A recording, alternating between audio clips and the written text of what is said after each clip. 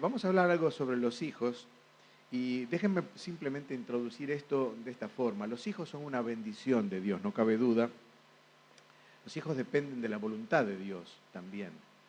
No siempre un matrimonio tiene hijos. No siempre un matrimonio es bendecido por Dios con hijos. Pero entonces nos cabe la pregunta, ¿y si Dios no nos da hijos, no nos bendice? Y tenemos que decir que sí, nos bendice igual. Dios siempre nos bendice. Lo que pasa es que su voluntad a veces es de una forma y a veces de otra. Déjenos decir que nosotros no pudimos tener hijos por mucho tiempo, por 13 años. Y queriendo tenerlos, por supuesto, como lógicamente todo matrimonio desea tener los hijos en general. Y no tuvimos hijos hasta que el Señor nos dio un hijo y nos lo dio de un día para otro. No hubo embarazo, no hubo nada. Fue un hijo adoptado y tenemos nuestro hijo y ahora de ese hijo nuestro nieto. Así que estamos un poco lentos con el asunto porque recién llega un nieto. Yo digo que casi somos bisnietos, o sea, bisabuelos de una vez, por la edad. Pero no importa, todo llega a su tiempo. Y lo importante es esto. Lo importante es que los hijos no sean un suplemento, sino un complemento. A ver si me entienden. Digo, si son un suplemento es porque le falta algo al matrimonio para completar con los hijos. Si son un complemento, es el complemento natural que Dios da a un matrimonio. Entonces, si el matrimonio está completo en sí mismo, eso es ya el buen comienzo. No quiero decir que los hijos no sean necesarios, que no sean una bendición, un regalo de Dios. Quiero decir que a nosotros en esos 13 años no venía el hijo y sin embargo nuestro matrimonio estaba tan feliz como lo que tenía que ser, como un matrimonio. Entonces, los hijos son un muy excelente complemento, no debe ser un suplemento. Cuando venga el hijo las cosas se arreglan, no se arreglan. El hijo no arregla las cosas. El hijo en general, estoy hablando en términos generales, obvio que hay excepciones. Las excepciones confirman la regla. Cuando un hijo es un suplemento, digo bien, en general, el matrimonio sigue mal avenido, sigue con problemas, con fisuras, con grietas. No, el hijo tiene que ser, o los hijos, un lindo, un excelente, maravilloso complemento para el matrimonio. Bueno, dicho esto, no puedo hablar más de hijos porque es un tema enorme, enormemente grande. Quiero hablar de dos asuntos solamente y me encanta que haya padres muy jóvenes en este campamento. Algunos se fueron, pero de todos modos los que están o los que estamos aquí, un par de asuntos que vienen bien en cuanto a los hijos. Y voy a hablar un poco sobre la enseñanza y la disciplina en los hijos. Vamos a hablar de eso en esta mañana, de acuerdo a la palabra de Dios. En el libro de Proverbios hay 23 versículos que comienzan así: hijo mío, hijo mío. Y 11 veces se menciona en el libro de Proverbios a los padres y a las madres juntos, enseñando, guiando a los hijos. No cabe duda que el libro de Proverbios está dedicado, la mayor parte de él, a hablar a los jóvenes. Alguien dijo que Salomón escribió el libro de Proverbios cuando era, el libro de Eclesiastés cuando era joven, esas cosas raras que uno ve a veces en el libro de Eclesiastés. Y el libro de Proverbios lo escribió ya siendo adulto para poder entonces enseñar las cosas que había recibido y que recordaba de sus padres. Y efectivamente, en la mayoría del contenido de Proverbios está dirigido para los jóvenes y varios capítulos de una forma paternal, diríamos maternal también, para que el objetivo de esa instrucción, de esa enseñanza, fuera el aconsejar a los más jóvenes en el camino de la vida, mostrarles un sendero para que pudieran vivir de una forma honrosa y definitivamente de acuerdo a la voluntad de Dios. Particularmente estos discursos que se llaman didácticos aparecen en los 9 primeros capítulos del libro de Proverbios. Sería muy interesante volverlos a repasar, obviamente hoy no lo podemos hacer. Es como si dijéramos, escucháramos los latidos del corazón de un padre, de una madre que desea lo mejor para su hijo. Indudablemente, en la historia bíblica y en la historia cristiana, la influencia de los padres sobre los hijos es vital. Recordamos, por ejemplo, algunos padres, algunas madres. ¿Se acuerdan de Jocabed, la madre de Moisés? tan interesante historia. O Manoa y su esposa, los padres de Sansón. Un pequeño detalle particular de estos padres. A pesar de lo díscolo que había sido Sansón, aún siendo un hombre de fe, está en la lista de Hebreos 11, sin embargo fue un hombre que tuvo sus caídas y serias caídas, así también murió, ¿se acuerdan, no? Pero los padres siempre estuvieron a su lado. Obviamente no aprobaban, porque eran hombres espirituales. Se les apareció el ángel de Jehová, ustedes recuerdan. Sobre todo la madre de Sansón, era la que tenía más criterio ahí. Si Dios nos hubiera querido matar, no nos hubiera aparecido, dijo. Ya lo hubiera hecho de alguna forma. Entonces, la mujer de Manoa era una mujer realmente con criterio, con discernimiento espiritual, como tantas madres hoy en día, tantas mujeres cristianas. Pero ellos acompañaron a Sansón, aun cuando Sansón: veo una hija de los filisteos y la quiero tomar por mujer. Y ahí estaban los padres igual acompañando a su hijo. Bueno, dejo ahí porque si no seguimos con Sansón y no con el tema. Ana, la mujer de Samuel, la madre de Samuel, por ejemplo. Zacarías, Elizabeth, los padres de Juan Bautista. O Eunice y también Loida, particularmente la abuela madre y abuela de Timoteo. Y naturalmente María y José, los padres de Jesús, ¿verdad? José, el papá adoptivo de Jesús. Podríamos pensar también en Santa Mónica. No sé si conocen quién es Santa Mónica en la historia. Santa Mónica fue la madre de uno de los teólogos más importantes de la historia, aún a pesar de sus defectos doctrinales, que se llamó Agustín de Hipona. Santa Mónica oró por Agustín cuando Agustín era un perdido joven en medio de la maraña de la carnalidad y la mundanalidad de aquel siglo V de la historia. Estamos hablando hace unos cuantos. Imagínense lo que sería hoy en día, o lo que es hoy en día. Pero, de todos modos, aquella mujer oró por Agustín hasta que Agustín se convirtió, y Agustín se convirtió en un teólogo de primera línea. Bueno, podríamos seguir hablando así, y entre ellas, no tengo duda que muchas de nuestras madres y nuestros padres cristianos, que seguramente han incidido en nuestra vida como creyentes. Ahora, quiero referirme a un versículo que ustedes tienen en su Biblia y que también va a estar acá en la pantalla seguramente. Proverbios 1:8. Ese versículo es el que nos va a seguir de guía en esta mañana. Dice: oye, hijo mío, la instrucción de tu padre y no desprecies la dirección de tu madre. Fíjense que hay aquí dos palabras: instrucción y dirección. Podríamos también traducirlas, como en otras Biblias, advertencia y consejo, o enseñanza y amonestación.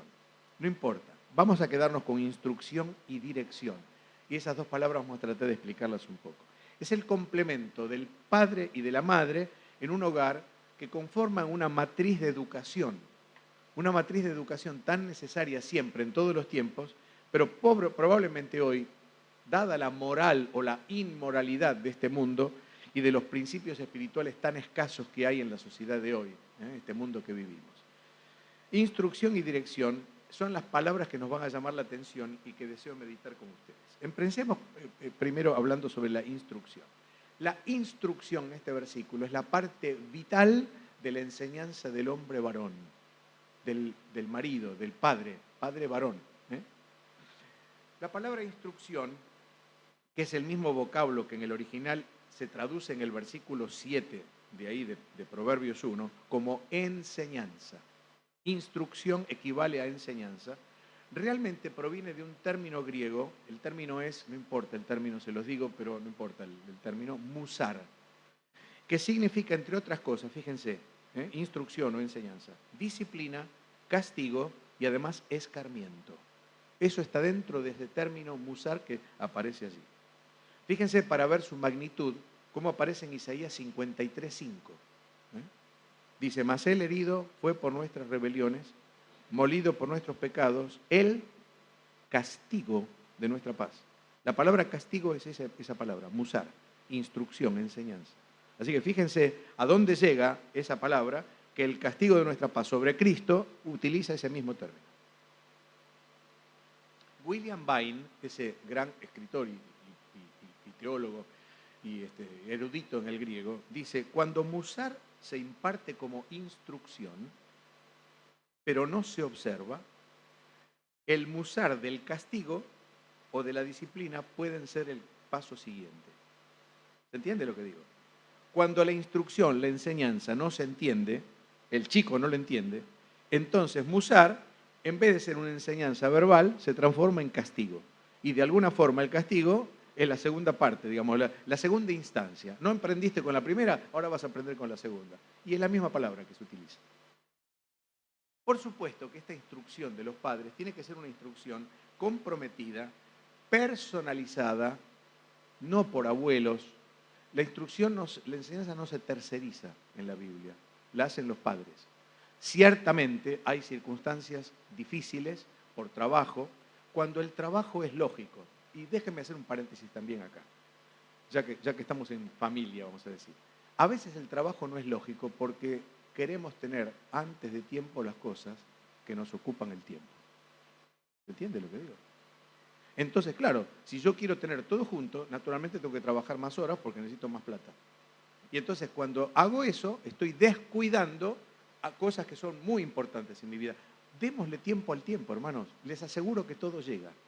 Todo llega. Cuando nosotros nos casamos no teníamos casi nada. El día anterior yo estaba poniendo el piso de la cocina con mis propias manos. Las baldositas, no lo tenía, no conocía a los torterolos, los hubiera llamado ellos, pero no los conocía. Entonces, ¿qué ocurre? Lo estaba poniendo yo y llegué con todas las manos todas picadas del trabajo. No teníamos nada, el baño, una habitación y el resto estaba ladrillo a la vista, como se dice, pero ladrillo rústico a la vista.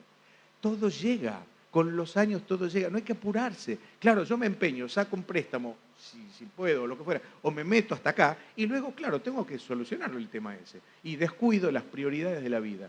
Queridos hermanos, los chicos, los niños necesitan la instrucción de los padres, no tercerizarla, ni siquiera con los abuelos. Es una recomendación, no es un mandamiento, obviamente. ¿Para qué suceda esto? ¿Para qué sucede esto? ¿Para qué lo hacemos? Para que suceda lo que dice la Escritura en cuanto al Señor Jesucristo. Fíjense, dice en Lucas 2:52, hablando del niño Jesús, que Él crecía en sabiduría y en estatura y en gracia para con Dios y los hombres. Y ahí tienen los cuatro elementos del crecimiento de un crío. Intelectual, sabiduría; físicamente, la estatura; espiritualmente, gracia para con Dios; y moralmente, si quieren socialmente también, gracia para con los hombres. Un crecimiento absolutamente integral. Y cuando los padres se dedican al niño y siguen la voluntad de Dios y las enseñanzas de la palabra de Dios, el niño crece armónicamente en esas cuatro dimensiones, que es lo que uno quisiera realmente que todo niño tuviera. Es cierto que la psicología moderna hoy en día sugiere eliminar la disciplina o el castigo. Déjenme poner esta palabra porque es la que está en la Biblia, el castigo, ya lo vamos a explicar un poco, de los padres a los hijos, porque dice que eso los trauma, eso los discrimina. Pero la Biblia abunda en consejos como estos que les voy a leer. Proverbios 13:24. El que detiene el castigo, siempre es la misma palabra, la musar que les decía, ¿sí? La misma. El que detiene el castigo a su hijo aborrece, mas el que lo ama desde temprano lo corrige. Leo Proverbios 29:17. Corrige a tu hijo y te dará descanso y dará alegría a tu alma. Miremos el método que nos propone la Biblia. Y no estoy hablando acá de un castigo físico. No estoy hablando de un castigo físico y mucho menos exagerado. Proverbios 23:13. No rehúses corregir al muchacho, porque si lo castigas con vara, no morirá. Aunque le des un varazo, ¿sí? No se va a morir. Por un varazo no se va a morir. ¿Sí? No lo estoy proponiendo, hermanos queridos. No digan, bueno, ¿saben qué? Eduardo Cartera estaba proponiendo que le peguen un... No estoy hablando de eso. Estoy diciendo lo que dice la Biblia. Proverbios 23:14. Lo castigarás con vara y librarás su alma del Seol. ¿Sí? El concepto hebreo del Seol, lo que era. De la perdición. Proverbios 29:15. La vara y la corrección dan sabiduría, mas el muchacho consentido avergonzará a su madre. Finalmente, Proverbios 22:15. La necedad es parte del corazón juvenil. Lo estoy leyendo de la NBI. Me encantó. La necedad es parte del corazón juvenil, del niño inclusive, el niño, el adolescente, etc. Pero la vara de la disciplina lo corrige. Ahora, miren por favor cómo lo traducen dos versiones críticas modernas. Dios habla hoy y la Biblia en lenguaje sencillo. La necedad es parte de las ideas juveniles, pero se quita cuando se corrige con golpes. Me sorprendió. Cuando se corrige con golpes, dice. La necedad del niño, dice la versión de la Biblia en lenguaje sencillo, la necedad del niño a golpes se corrige. ¿Saben por qué me sorprende? Porque son versiones críticas, son versiones modernas que uno utiliza. Y dice, bueno, ok, la versión 60 ya es un poco vetusta en todo caso, bueno, puede ser, ya cambió todo. Pero estas versiones dicen así, dice que hay que emplear golpes. Bueno, ¿en qué magnitud los golpes? No se trata de esto que le estoy poniendo acá. Yo conocí, una vuelta estábamos en España, donde nacimos, estábamos en Galicia, en la ciudad de Marín, y pasábamos por un lugar y vimos a un padre con un muchacho. Lo había atado a un tronco, a medio tronco, digamos, ¿no? Un árbol corto. Lo tenía así y le estaba dando con una vara, pero no crean que era una varita de esta de sauce, ¿eh? Era así más o menos. Y le estaba dando con alma y vida al pibe. ¡Pah! Y los alaridos del chico yo creo que se escuchaban acá en Verónica, porque la verdad era impresionante el castigo que le estaba dando. Bueno, obviamente, no cabe en ninguna cabeza hacer una cosa semejante. Yo conocí a un hermano en nuestra congregación que hacía lo que esta foto. Agarró un cinto, eso lo vi yo, agarró un cinto y le dio a los dos hijos. Eran bravos los pibes, eran muy bravos, realmente eran bravos. Uno le salió muy torcido, el otro más o menos, pero de todos modos los mataba a cintazos. Bueno, no estoy diciendo que esto tiene que ser. Olvidémonos de esto, ¿sí? Olvidémonos de esto. Ahora, ¿cuál es el método bíblico entonces que proponemos? Efesios 6:4 dice, vosotros padres, no provoquéis a ira a vuestros hijos, sino criadlos en disciplina y amonestación del Señor. Déjenme decirle que la palabra padres acá, pateres, en griego, se refiere a los varones, no a las mamás. Vosotros, papás varones, es lo que está diciendo. No provoquéis a ira a vuestros hijos, sino criadlos en disciplina y amonestación del Señor. Y acá hay dos palabras que son importantes. Disciplina y amonestación. Estamos haciendo un poco de exégesis, ¿no? Esta mañana, pero bueno, la Biblia se estudia así, palabra por palabra. La palabra griega para disciplina es justamente paideia o paidía. Y de ahí viene la palabra pedagogía. Sin duda, la disciplina es necesaria en la vida del niño, del adolescente y del joven. ¿Por qué? Porque el niño, el adolescente y el joven necesitan disciplina.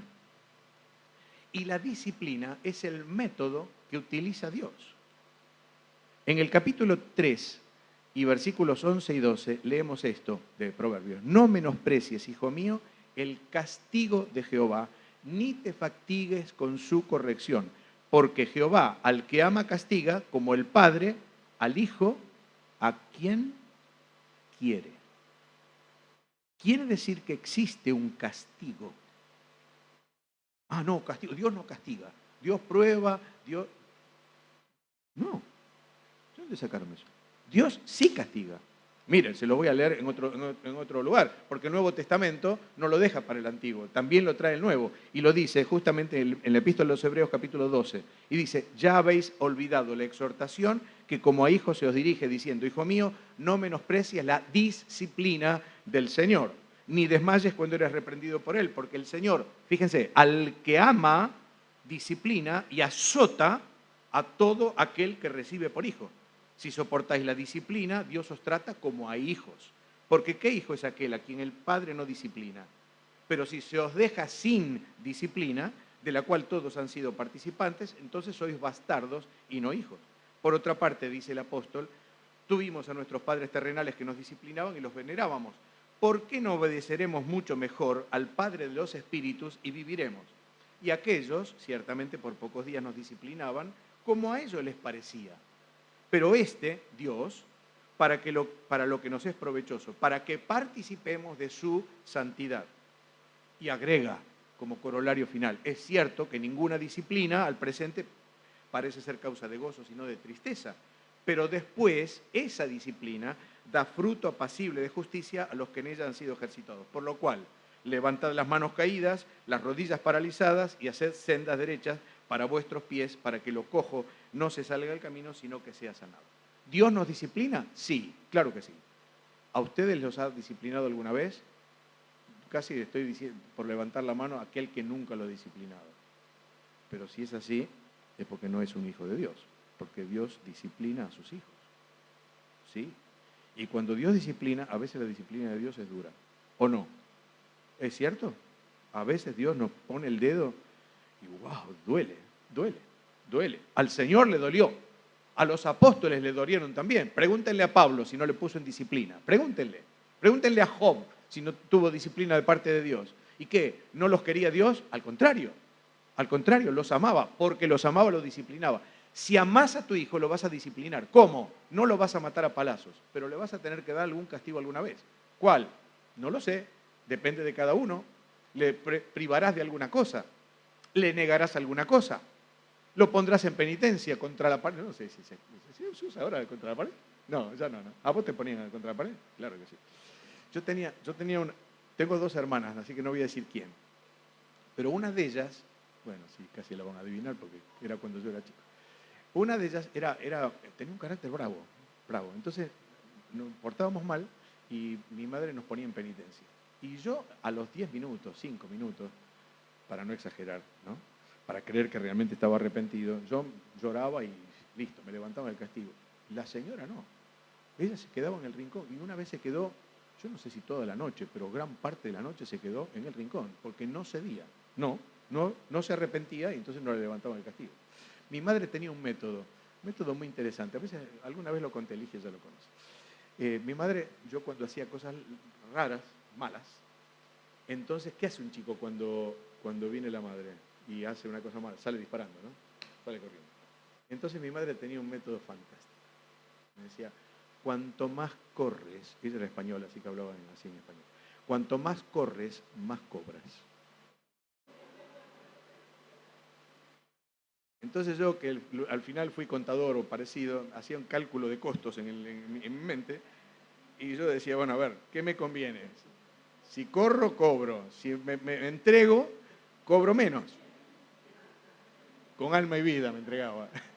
Ligaba menos, pero ligaba. Y en aquel momento se pegaba en la cola, que la cola no se rompe, ni se malogra, por una. No se malogra. Benditas, no sé cómo se dice, bueno, chirlos, ahí está. Que me daba mi madre, benditos chirlos que me hicieron mucho bien. Ahora, la otra palabra es amonestación. Ya hablamos de disciplina. Cada uno tiene que ponerla como quiere, como le parece. Pero no dejemos de disciplinar. No dejemos de castigar. No, la palabra no es una mala palabra, es una palabra que la Biblia emplea. Dios la emplea, por lo tanto es una buena palabra. La otra palabra, entonces, es la amonestación. La amonestación es una interesantísima palabra porque en su contenido, haciendo exégesis de la palabra, quiere decir el poner ideas en la mente. La palabra viene de mente, de la mente, ¿sí? Es un incorporar en la mente ideas. Uno piensa en amonestación, no sé si ahora se utiliza, pero en los colegios cuando eran las amonestaciones llegabas a 15 o 25, ya ni me acuerdo, y te iba afuera, ¿no? Entonces, amonestación es algo... No, amonestación no es tanto eso. Amonestación es un entrar en la mente del niño, en este caso, del joven, del adolescente, ideas, buenas ideas para formar su carácter, para que entiendan el carácter. Entonces es la instrucción de palabra, tanto si es de aliento como de reprensión o reproche. En la iglesia pasa lo mismo. Cuando dice amonestaos unos a otros, o cuando dice a ese amonestadlo, etc., la idea es esta. Puede ser de aliento o puede ser de reprensión, pero es una palabra que va a la mente. Hay que enseñarle algo para que se le quede grabado y cambie de parecer. Cuando falta esta amonestación, hay problemas en la vida. Y les voy a contar simplemente uno de los problemas que la Biblia nos trae, que es el problema de la familia de David. David fue un hombre extraordinario. Probablemente no haya hombre más honesto en la Biblia que David. Me encanta su honestidad. Él era así. Cuando se equivocaba, derramaba su corazón al Señor, Salmo 51, por ejemplo, 32, etc. ¿no? Es extraordinario. Y David hizo cosas que no tenía que hacer, sin lugar a dudas. Por ejemplo, tener varias esposas. Eso era contra la ley de Dios. Y sin embargo, Dios, tan misericordioso, dice que fue un hombre conforme a su corazón. Es decir, que obedecía al Señor y seguía sus leyes. Dios es más indulgente de lo que nosotros pensamos. Es extraordinario. Ahora, tuvo hijos. Y los hijos de David salieron torcidos. Salvo uno, y al final también terminó torcido, que fue Salomón.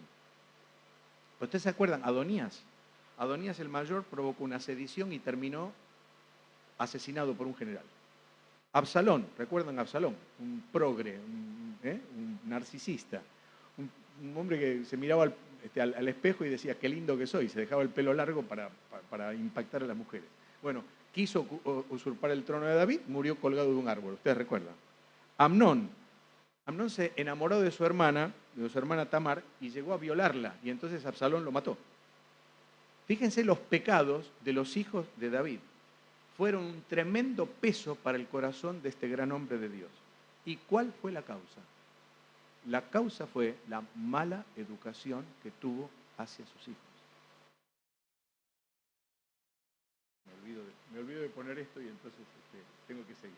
¿Sí? Y fíjense lo que dice el primer libro de Reyes 1:6, explicando la rebelión de Adonías. Cuando quiso usurpar el trono en la vejez de David, dice, su padre David nunca le había entristecido, leamos, nunca lo había disciplinado en todos sus días con decirle, ¿por qué haces así?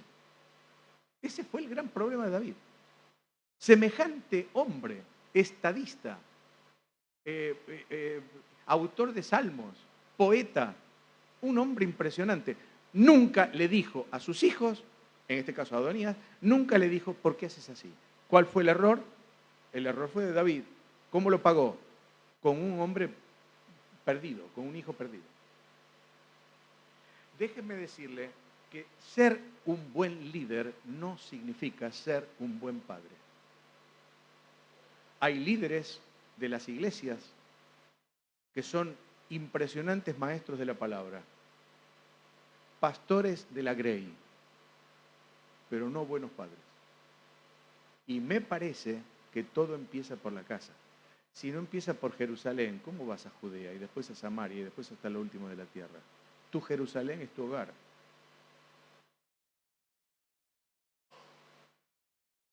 Bueno, dejémoslo ahí. Elí le pasó lo mismo.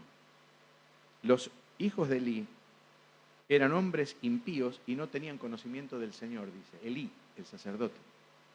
Samuel, ¿se acuerdan de Samuel? Samuel, un hombre extraordinario. Dice el primer libro de Samuel 8:3. No anduvieron los hijos de Samuel por los caminos de su padre, antes se volvieron tras la avaricia, dejándose sobornar y pervirtiendo el derecho. Ahora, no nos dice la Biblia ni que Elí ni que Samuel hayan criado mal a los hijos. Y entonces voy a sacar una conclusión. A veces de buenos padres salen malos hijos. Y a veces de malos padres salen buenos hijos. Es decir, no hay una regla total. Hice todo lo que pude por mi hijo. Muy bien, ese es tu deber. Y me salió torcido. Esa es su responsabilidad. Ya está. ¿Ustedes se acuerdan de Joás? Joás, uno de los grandes reyes, uno de los buenos reyes de Judá. Arregló el templo, etc. Joás era el hijo de Ocosías, que a su vez era el hijo de Atalía, que a su vez era la hija de Jezabel. ¡Qué pedigrí!, ¿no? ¡Wow! ¿Sí? Y salió bueno. Y uno dice, entonces, ¿cómo puede ser? Joás tenía que haber sido un desastre, con semejante abuela, semejante padre, madre, digo bien, abuela, la bisabuela, abuela, padre, tendría que haber sido un desastre. No, no fue un desastre, fue un buen rey. Es decir, no hay una norma, no hay una regla, pero vos y yo tenemos que ser como padres lo que tenemos que ser. Y luego encomendarnos en las manos del Señor. Y no tener una carga, salió mal. Bueno, es su decisión, hermano. Ya está. Orar al Señor, durante toda la vida para que el Señor lo bendiga y lo traiga a sus caminos si se apartó y es de Él. Pero no importa. Mi responsabilidad, hasta que yo tenga que hacerlo, es instruirlo en los caminos del Señor. Bueno, dejamos al papá, ¿sí? Ya está. Nuestro asunto ya terminó. Ahora vamos a hablar de la mamá, brevemente. Dice el versículo, en cuanto a las madres, no desprecies la dirección de tu madre. El otro término entonces que aparece ahí en Proverbios 1:8 es dirección u orientación. En hebreo la palabra es muy conocida, que es la palabra Torah. Torah, que significa precepto o estatuto. Y ustedes saben que los hebreos llaman a la Torah a los 5 libros de Moisés, ¿verdad? Al Pentateuco. Y cuando uno piensa en el Pentateuco, y en todo caso en la mentalidad hebrea, piensa en prohibiciones, en una serie de reglas para cumplir o para obedecer. Pero la ley no fue dada por Dios para cumplir y obedecer solamente como un mandamiento, como una prohibición. No son los no de Dios. Fue dada, y acá está el punto, para alcanzar un objetivo. La ley fue dada para alcanzar un objetivo de parte de Dios. Dios la dio para que fuera un pueblo santo, distinto a los otros pueblos, el pueblo de Dios. Un pueblo consagrado para Dios. Tristemente, Israel nunca lo entendió y entonces nunca cumplió la ley de esa forma. La tomó como una imposición, como un legalismo. ¿Se acuerdan los fariseos en tiempos del Señor? Sin ir más lejos. Ahora, Dios se refiere a la ley en estos términos. Dice, cuando llegue Israel a conocer y a aceptar a su Mesías y Dios establezca un nuevo pacto con ellos, dice, porque este será el pacto que haré con la casa de Israel después de aquellos días, dice Jehová. Pondré mi ley en su interior y la escribiré en su corazón. Yo seré su Dios y ellos serán mi pueblo. Este es el objetivo de la ley de Dios, de la Torá, el llegar a un objetivo, ser un pueblo para Dios. Por lo tanto, la Torá es la enseñanza que orienta, que encamina y que preserva. En definitiva, es la enseñanza que da dirección a la vida. Por eso dice acá, no te olvides de la dirección de tu madre, de la Torá de tu madre. Y ahora los llevo a 2 Timoteo 3, 14 y 15. Vamos terminando. Dice, persiste tú, dice Pablo, y se lo dice a Timoteo, persiste tú en lo que has aprendido y te persuadiste, sabiendo de quién has aprendido. En el original no está en singular, sino en plural. ¿De quiénes has aprendido? Y que desde la niñez has sabido las sagradas escrituras, las cuales te pueden hacer sabio para la salvación por la fe que es en Cristo Jesús. Pablo está hablando de los postreros días. Y los tiempos de los postreros días, dice allí, son tiempos peligrosos. ¿Se acuerdan, no? 2 Timoteo 3. Sabrás que en los postreros días vendrán tiempos peligrosos. La palabra peligrosos allí significa algo como una enfermedad incurable. Significa como una tormenta que se avecina y se va a descargar pronto. Tiene que ver con aquella ferocidad de los endemoniados de Gadará. Es la misma palabra. ¿Se acuerdan? Que eran feroces en gran manera, dice la Escritura. Bueno, es la misma palabra que utiliza acá. Los tiempos finales son tiempos feroces en gran manera. Estamos viviendo esos tiempos. Los se estaba viviendo Pablo, porque los últimos tiempos, paréntesis, es desde la venida del Mesías en adelante. Por lo tanto, eran el tiempo de Pablo, imagínense, después de 2000 años. Yo creo que son los últimos de los últimos. Ahora, los últimos de los últimos, si aquellos eran feroces en gran manera, no sé qué superlativo le podemos poner, ¿sí? Pero son estos tiempos que vivimos ahora. Bueno, en estos tiempos, donde el mundo parece estar en una cloaca moral y espiritual, la palabra de Dios nos dice que efectivamente no estamos a la deriva. En esta gran apostasía, el único antídoto que hay para los niños, para los jóvenes, para los adolescentes, es la palabra de Dios. ¿Enseñada por quién? Particularmente por la madre. Timoteo había tenido una buena enseñanza y eso lo hacía capaz de enfrentar esa ola de influencia, de persecución y de padecimientos que ocurría en el primer siglo. Y acá dice la Escritura que había aprendido de varios. ¿De quiénes? Loida, la abuela, Eunice, la madre, los ancianos de Listra y el apóstol Pablo. por lo menos. ¿De quiénes? ¿Esto qué quiere decir? En el hogar, la abuela y la mamá, y en la iglesia, los ancianos, y en este caso el apóstol Pablo, los que enseñan la palabra de Dios. Lleva al chico desde chiquito a la escuela dominical, a las reuniones. Si hace lío, lo vas a sacar, le vas a explicar, y vas a hacer como nuestro hijito que cuando tenía 3, 2, por ahí, menos, ¿sí? Un día, después que hacía lío y lo sacaba la mamá y lo sacaba, un día le hace así. Entendió, o sea, en la mitad de la reunión, él mismo dijo, así como silencio, tengo que hacer silencio. Lo entendió, hasta que lo entiende, y cuando lo entienden, ya está, ya lo tiene incorporado, porque sabe que ese es el lugar donde no tiene que hacer lío. Hermanos queridos, ¿de quiénes has aprendido? Tenemos que enseñarle a los niños lo que la palabra de Dios dice. Ahora, fíjense lo que dice en el versículo 15. Dice, que desde la niñez has sabido las sagradas escrituras, las cuales te pueden hacer sabio en cuanto a la salvación que es en Cristo Jesús. ¿Desde qué? Desde la niñez.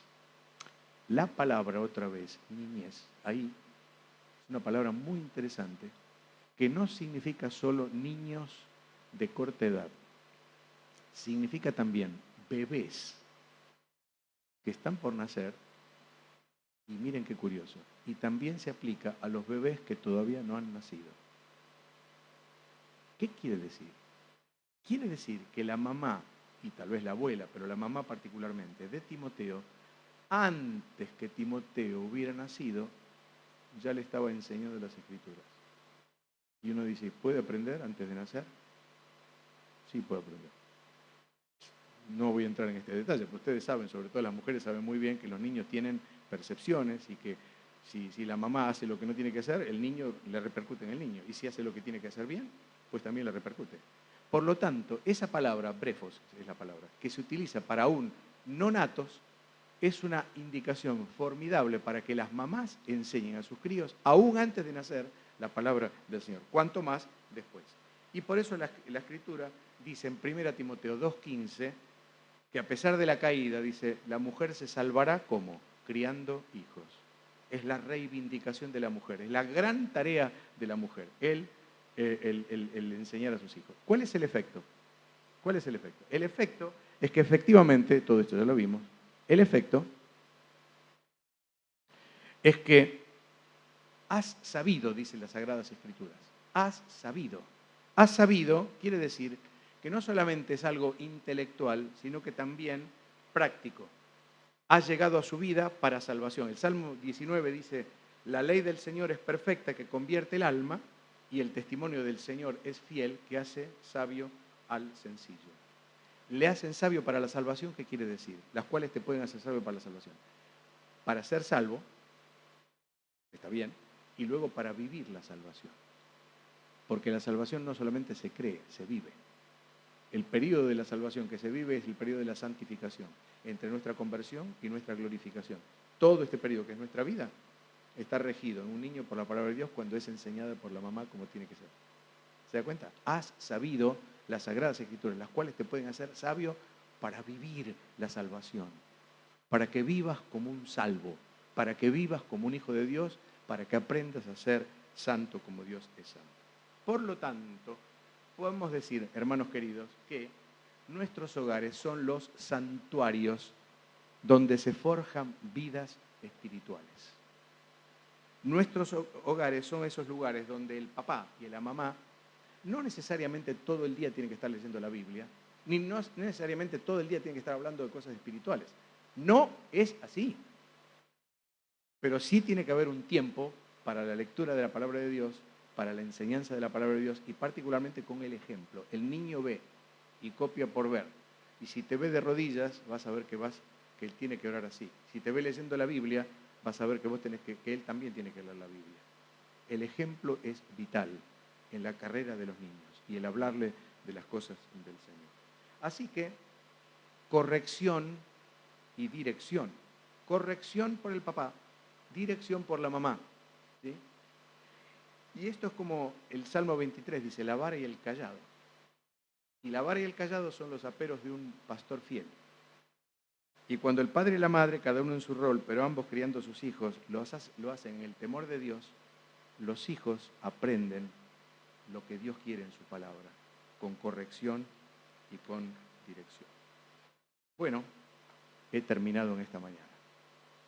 Que nos quede de estos días el consejo de la palabra de Dios, eso es lo fundamental, y en este día que nos quede el consejo para los papás y las mamás en cuanto a la enseñanza, a la dirección, a la disciplina de nuestros niños, para que nuestros hogares sean fieles, para que Dios los apruebe, para que el resultado sea tener hijos que honren al Señor y sobre todo que nosotros podamos honrar al Señor. Y un día cuando nos pida cuentas, porque vamos a dar cuenta de nuestra paternidad y maternidad, sin duda, es parte de nuestra responsabilidad, de nuestra mayordomía, podamos decir, Señor, he acabado la carrera, he guardado la fe, ¿sí?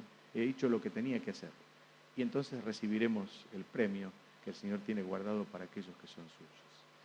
Que Dios nos bendiga, que Dios les bendiga, de verdad, de corazón, que les ayude, nos ayude a seguir con nuestros matrimonios y nuestros hogares para la honra del Señor. Permítame terminar con una oración.